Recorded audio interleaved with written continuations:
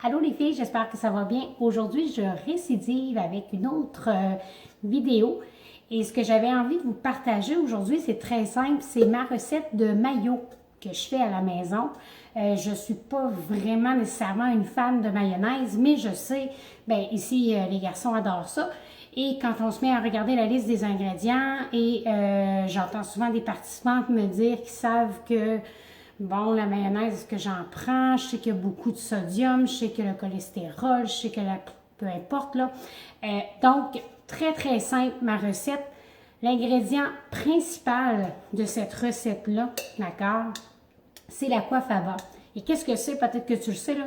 La coifaba, c'est le jus dans lequel on retrouve les pois chiches. Quand vous achetez la légumineuse, le pois chiche, c'est dans un jus. J'essaie toujours de prendre des pois chiches faibles en sodium pour justement avoir un liquide faible en sodium également.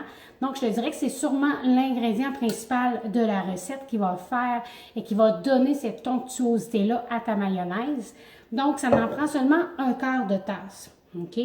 Alors, un quart de tasse d'aquafaba, je mets encore une fois ceci dans mon petit contenant dans lequel j'utilise pour mélanger. Et j'en profite toujours pour faire de la mayonnaise pendant la fin de semaine et c'est super pratique. J'en ai pendant la semaine si jamais j'ai besoin pour faire des sandwichs ou pour ajouter à d'autres choses, une salade, peu importe. Ensuite de ça, 2 cuillerées à soupe de vinaigre blanc. D'accord? Donc, je mets mon vinaigre blanc aussi dans ça. Ensuite, du miel. 2 cuillerées à soupe de miel.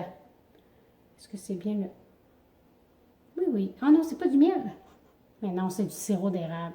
Pardon, mademoiselle. 2 cuillerées à soupe de sirop d'érable. Donc, je mets ça juste ici dans mon contenant. 2 cuillerées à soupe. Un quart de cuillerée à thé de sel. Tu peux prendre du sel d'Himalaya ou aujourd'hui, moi, j'ai opté pour le sel de mer. Donc, c'est un choix personnel.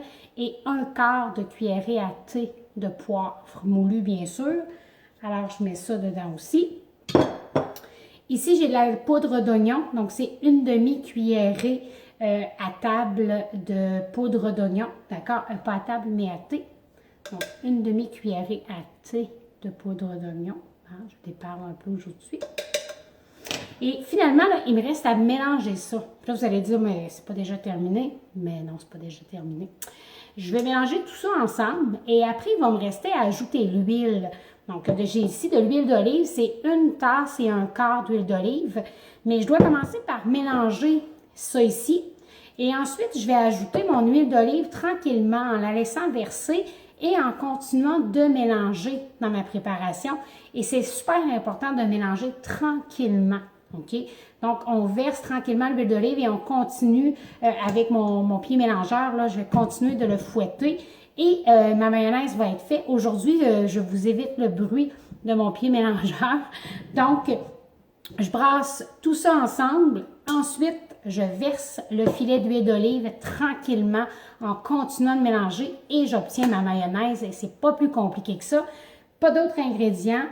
C'est simple, c'est sain, c'est nutritif, en tout cas beaucoup plus que celle que vous retrouvez à l'épicerie.